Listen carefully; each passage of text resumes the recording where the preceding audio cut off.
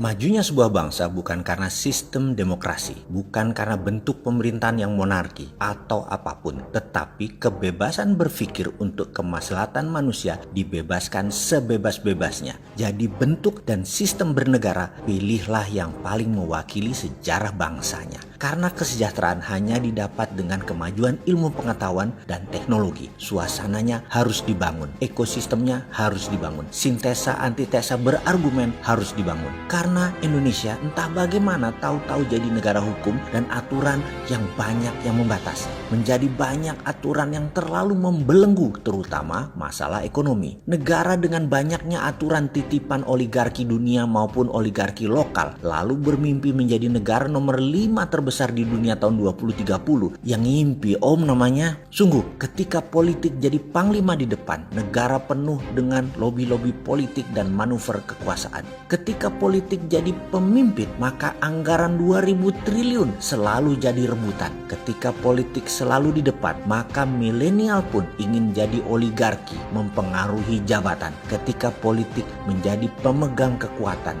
membuat negara bergerak terbatas menjadi penekan. Kita melihat fakta sejarah. Renaissance adalah zaman pencerahan di mana kekangan gereja dan tekanan aristokrasi kerajaan dilepas oleh kaum pemikir bebas atau free thinker seperti Galileo Galilei, Darwin, Newton, Leonardo da Vinci, dan lain sebagainya. Islam juga mengalami masa kejayaan ketika sampai Persia, ketika Al-Jabar, Ibnu Battuta, Ibnu Arabi maju dengan pemikiran matematika, pemikiran kesehatan, dan pendidikannya. Amerika membebaskan pemikiran sehingga puncaknya dengan Operation Paperclipsnya yang mengambil 1100 ilmuwan Jerman sebelum Perang Dunia Kedua berakhir, di mana sebelumnya Rockefeller, Thomas Alva Edison, Nikola Tesla telah berpikir bebas sebebas-bebasnya yang dibatasi hanya oleh satu hal, yaitu hak paten. Bahkan sejak tahun 1800 Amerika menarik imigran Eropa dengan janji Land of Freedom sehingga mulai dibanjiri oleh para free thinker yang merasa tertekan di Eropa oleh aturan gereja dan kerajaan. Cina juga sama. Cina menyadari hal itu, karena itu dari 120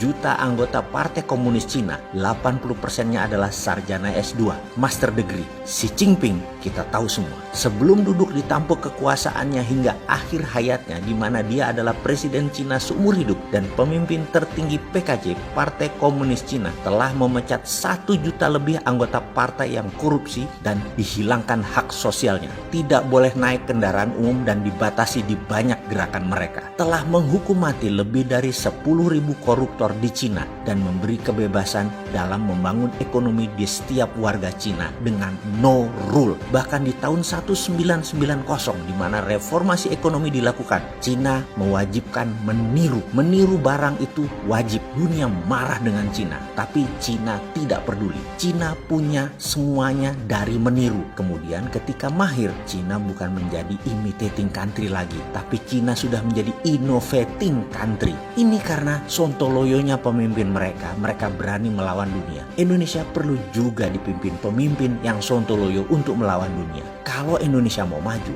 lawan semua aturan dunia. Buat aturan sendiri. Berani? Punya biji nggak lo melakukan hal ini? Itulah yang selalu saya ingatkan kepada semua orang. Kenapa sih kita tidak miring ke bangsa sendiri? Izinkanlah kami mengkopi. Bebaskan kami berimprovisasi tanpa BPOM, tanpa izin Departemen Pertanian untuk membangun dunia tani. Tak perlu izin Dekes untuk alat kesehatan, penunjang alat kesehatan. Kalau jamu, bebaskan saja dan tangkap yang nakal, di mana setiap saat ada pengecekan di lapangan. Yang dicek bukan izinnya, bukan stikernya, bukan labelnya, tapi kandungannya. Demikian juga BPOM, yang dicek makanannya, minumannya. Hukum berat kalau mengandung bahan yang mematikan. Prinsipnya adalah seperti apa yang dikatakan semua agama ajarkan. Semua yang di alam ini adalah halal, kecuali yang Allah haramkan. Jangan dibalik. Saat ini pemerintah mengatakan adalah semua yang di Indonesia itu adalah haram, kecuali yang pemerintah halalkan.